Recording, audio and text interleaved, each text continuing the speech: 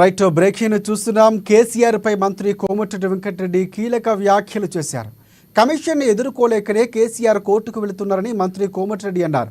కేసీఆర్ పాలమూరుకు అన్యాయం చేస్తారని ఆరోపించారు. ఆయన కాళేశ్వరంపై పెట్టిన శ్రద్ధ పాలమూరుపై పెట్టలేదని విమర్శించారు. ప్రభుత్వం నిరుద్యోగుల్లో మంచి చేయాలని చూస్తూ ఉంటే బీఆర్ఎస్ తాని రాజకీయం చేస్తున్నట్టు ఫైర్ అయ్యారు కోమటిరెడ్డి.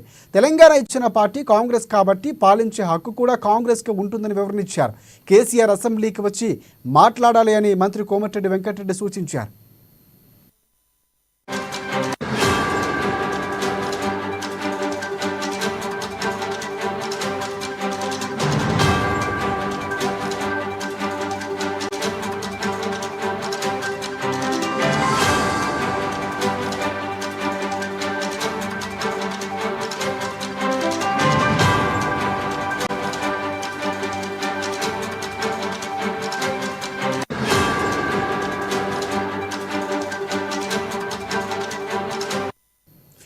రైట్ కేసీఆర్ పై మంత్రి కోమటిరెడ్డి వెంకటరెడ్డి కీలక వ్యాఖ్యలు చేశారు. కమిషన్ ఎదుర్కోలేకనే కేసీఆర్ కోర్టుకు వెళుతున్నారని మంత్రి కోమటిరెడ్డి వెంకటరెడ్డి అన్నారు.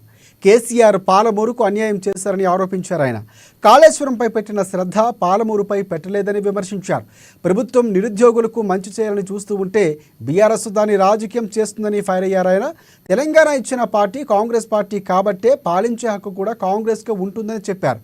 కేసీఆర్ అసెంబ్లీకి వచ్చి మాట్లాడాలి అని మంత్రి కోమటిరెడ్డి వెంకటరెడ్డి కోరారు.